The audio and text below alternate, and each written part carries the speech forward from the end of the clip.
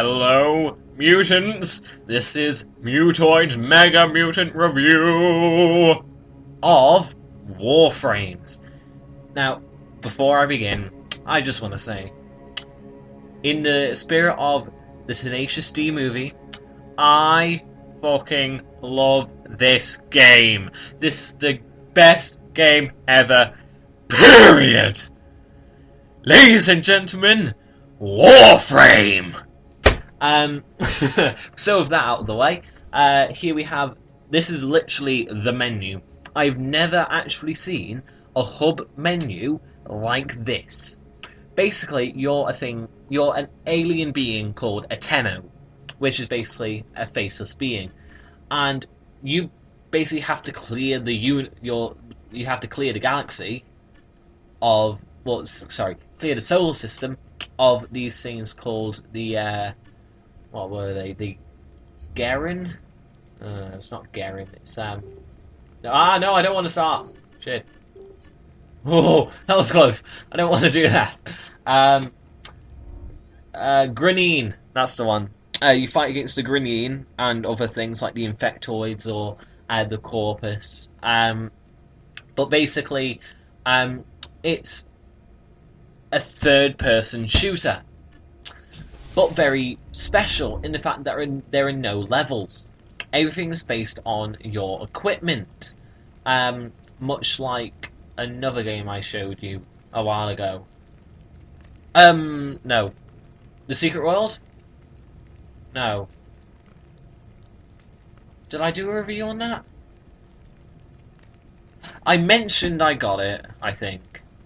Oh well, but anyway, it's like the Secret World in which everything is based on your equipment. When my suit is the Excalibur, which is the most well-rounded suit in the game, and it's one of the starting ones. It's the one you start the tutorial with. And basically, you can customize your colors, but the customization for coloring is very limited. You have to buy with real money or platinum. Other ones, so you only have a very basic, but little hint if you're going to play it, randomize, and it will give you colours you can't normally use, like black. I was lucky in the case that I could get this colour scheme. But yeah, you basically, this is, you level up your equipment, so the more you use an item, the more it levels up, the more it gains experience. And when it levels up, so my Excalibur is level 14, and I can configure it using mods. So I've got my main move, which pretty much kills anything around me. Fast deflection, which recharges my shield. I've got 200 health instead of the standard 100, and I've got plus 7.5% power range, and not Power Ranger. Bad jokes all around. But basically the whole modding system is very clever in the fact that every card has certain symbols in the corner, like this one has the V shape in the corner right here, and this one has a double dash line. Now, as you can see in here, there are empty ones with double dash lines, V shapes, whatever. When you put a mod or a card into one of those, the sort of the level is halved. So this bar would normally show 14 if it was empty. If I take this away, it'll give me 5 extra. I can't put this in anywhere else because otherwise it'll count as a 10, not a 5. So you do have to be technical in what you use. I mean, as you can see, I've got quite a lot of other mods that I can't use, and I do plan on using quite a few of them. And it's the same goes with weapons. So I mean, I've got 20% armor piercing, fire damage, and max ammo. But I definitely want to be getting, I think it's a split chamber next, which is 11. But there are no actual slots, so I have to wait for 9 more levels, or until I get the next gun. And the same with that and that. And the Cronus is actually one of my favourites right now. So I've got a plus 10% fire rate, which means I can fight I can slash my sword longer, and 30% fire damage, which means I set people on fire when I hit them, which is very useful.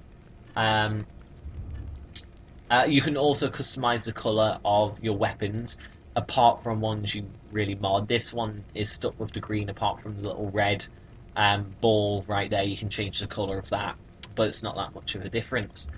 Now, what I love about this is you do have a choice. You can go online. You can play online with random people. Private, so you can have people in your contacts. I've got I've got Evil Panda in mine. Hopefully, we will be doing a co-op play later on. But you can also select solo, and you've got the different planets. And this is our solar system. So there's Earth right there.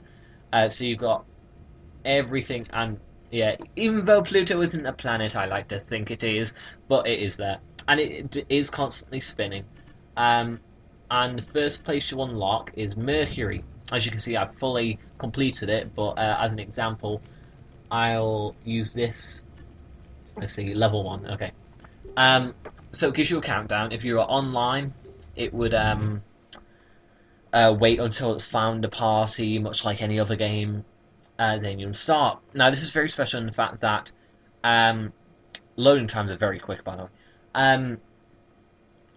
You can be stealthy if you want. It's very difficult to be actually stealthy without a stealthy character. So you can do stealth kills on some enemies. Not on all, but on some. So you have to be able to know which ones you can.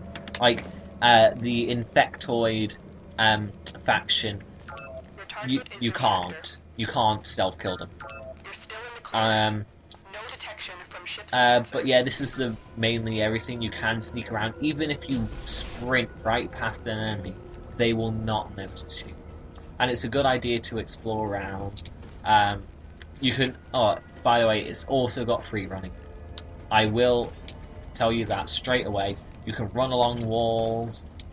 You can run up walls, which I'll show now. You can slide along them or just jump straight off them. You can do a run and slide. And what the hell is this? The hell?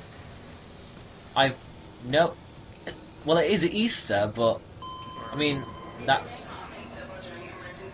was very new. Okay, see now there's an enemy there. What the? Why have they all got ears? I guess that's what the oh shit. Whoopsie. Well, Michael's gone.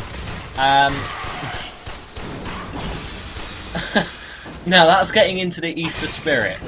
There was a patch for some reason before I started playing this.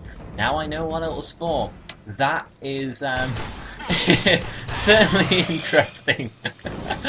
Oh god, this is the first time I've seen this. This is brilliant. And my birthday is coming up, so this is a good present. And as you collect mods throughout the level, if you're lucky. It is random drops and whatnot. You can climb pretty much every area. They can't. But you can. There are certain little things you can do, like if I can find an enemy. I'm blabbering. Okay, there's an enemy up there.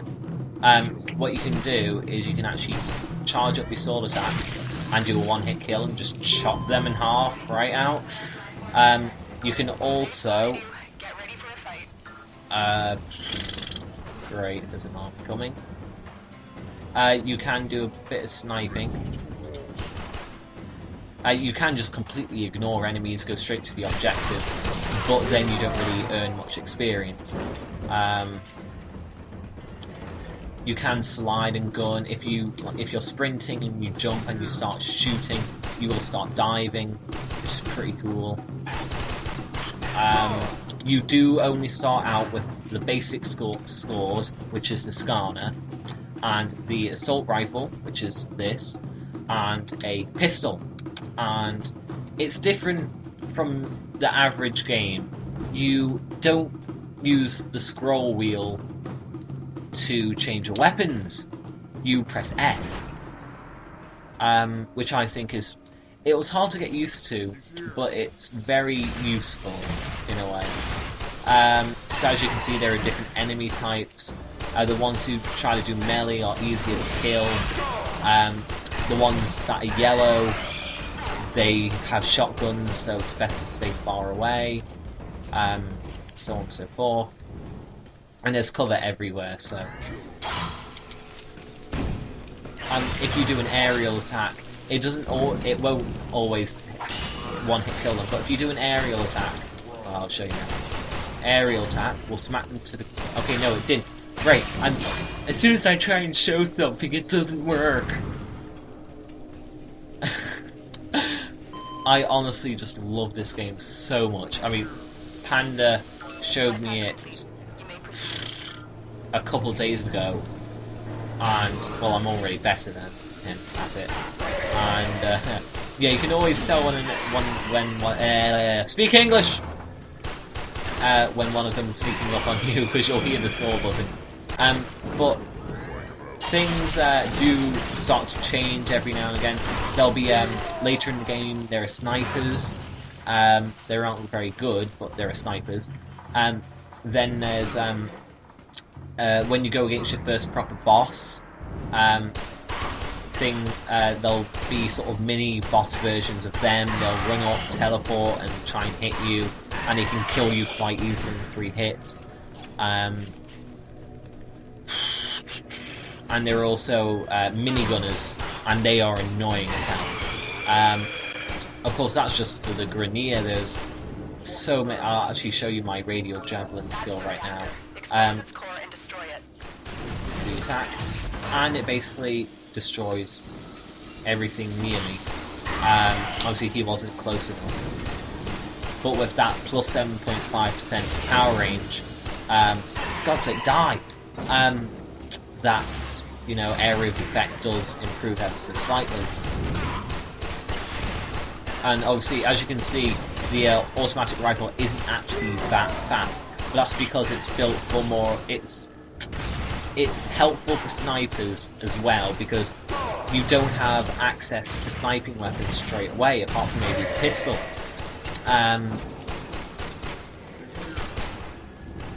Which can be a bit annoying, but with the rifle and pistol, it's quite helpful. Also, one thing to say about health. Health does not regenerate over time. Shield does. Think about, like, Halo. Oh, that's good.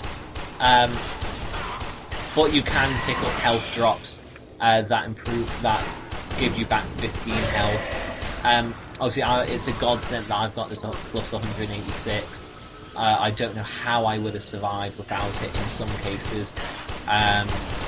Also, it's beneficial to actually play online. Some games aren't beneficial to it, but this one is. You don't share experience, you get money for what you kill. You can't really steal kills, but you do get experience for assist kills, which is good. What's that? Help. There are also these little mini games here. Oh yeah, also, if you are going to play this, headshots count.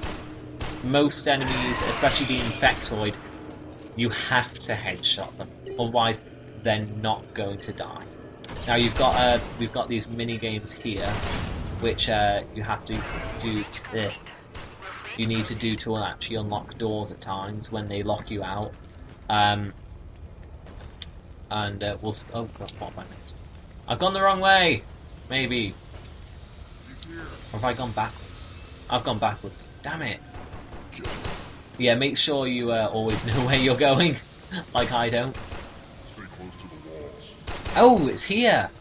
That's why. I should have kept myself locked in.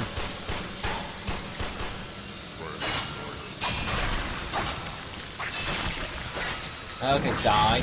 There we go. Good boy! Good dying, evil thing! Just pop that open. Also, every map is randomly generated. You'll see familiar surroundings, but the layout will never be the same. Well, I mean, the layout will probably be round about the same, but you'll be going to different areas for each part. I mean, I've never seen this room before, ever. Although I probably have, just not with... see, I got a mod there. Not with the core in this room. Now, you've got different mission types. Some of them you need to kill. Sometimes you need to just kill a certain amount of enemies. Oh, that's very helpful. Other times you just need to destroy a core, destroy certain items on the map. It's very simplistic in what you have to do, but the thing is that apart from when you're against the Grineer or the Corvus, any map you go on,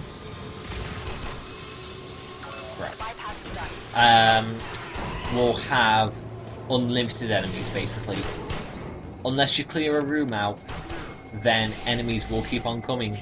But it does inform you when there's a new set of enemies coming, and it does inform you before a big, like, mini-boss comes. So that's very helpful. You can play solo if you want. It will mean you're reaping more experience. I don't know why I'm just randomly jumping.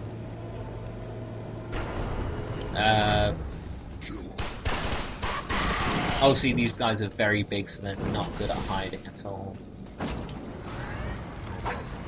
Oh, okay, well that failed, obviously. Lag doesn't tend to happen that much. If it seems slow, it's only because of fraps interrupting it. My computer is very rubbish, but it plays this very well.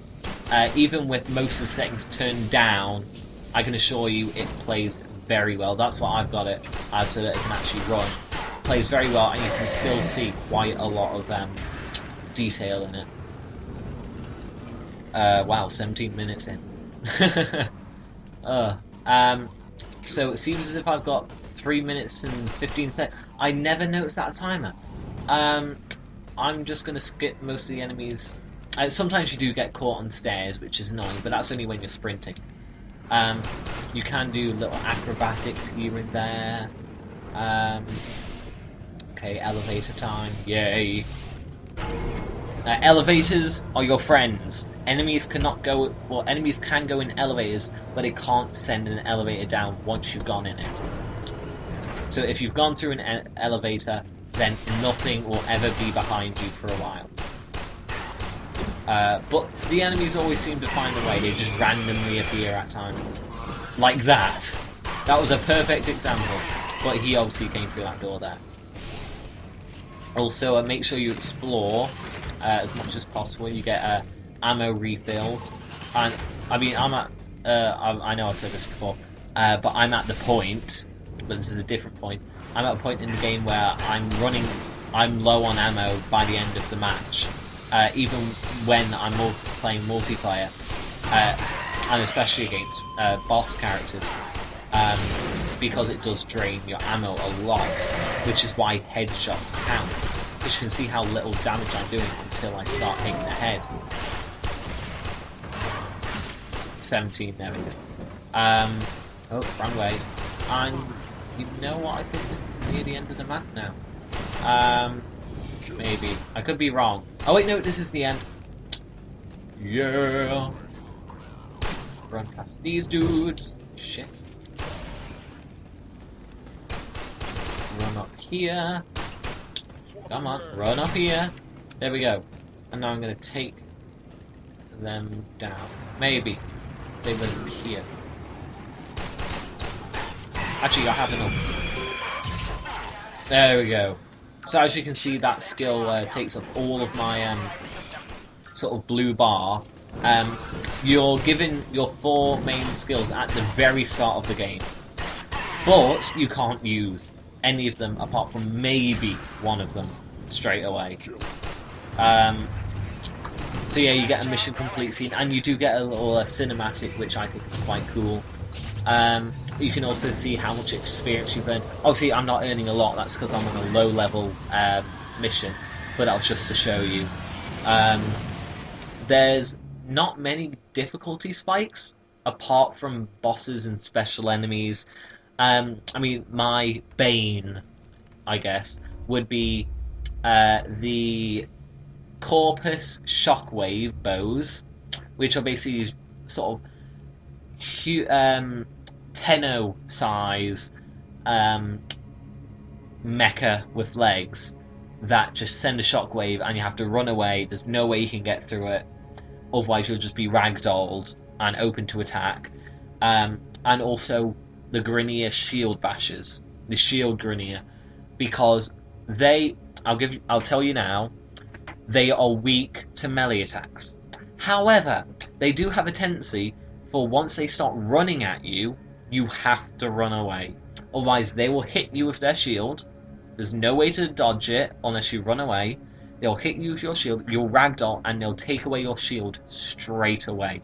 They can also shoot, and they provide cover for other enemies. You can snipe them, their legs and heads ever so slightly, but it's better to get up close and just bash them away. So yeah, that's Warframe. I'd give this a solid 9 out of 10. With the customization is pretty good. Everything's pretty limited at the start. As you can see, I'm at level 1, but as soon as you get to level 2, and you start at level 0, then get to level 1, then level 2. So I've actually gone up 1 level, or 1.5.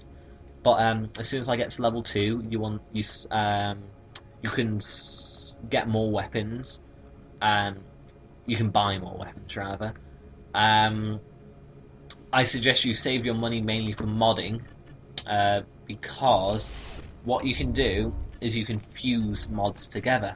So let's see, I've got 2 duplicates, so if we put them in name order, we can find what those duplicates are. Let's see. Magazine warp, that's a good. So you fuse them together, and it doubles what it is. And if you fuse 2 of the same together, then it instantly levels it up, and it costs you credits. So that's 1 duplicate out of the way. Where's the next one? Target cracker. There we go. Fusion. Cancel. I did this. Make sure use this one. Use the higher level one and fuse it with something else. There we go. Okay, there we go. So that's all the duplicates out of the way. You can also sell the ones you don't want. I suggest you take into mind what kind of character you want to have at the very beginning. For me, I might buy Rhino, which is a tank, because I think being a bit stealthy with a tank character might be funny. But also, I'm not very good at... I just like to get into the fray of things. So it might be a good character for me. But yeah, it's definitely a good game. Free to play, completely free. It takes about half an hour to download on Steam. Normally I don't download online games on Steam because they take forever. But it only took half an hour, so it's completely fine. Definitely suggest this. Good customization, not perfect, but par. Great gameplay. The fact that you can be stealthy, you can free run about the place. You can mod your character, so you're only as good as you make yourself to be, instead of being stuck to limitations. Also, if you get certain mods that add damage, like fire damage, you get a cool effect. I mean, for my pistol, I'm hoping to get an electricity effect soon, so it might be shining blue a bit with electricity fields. But other than that, I'll have to say goodbye. This is Mutoid saying goodbye. Peace.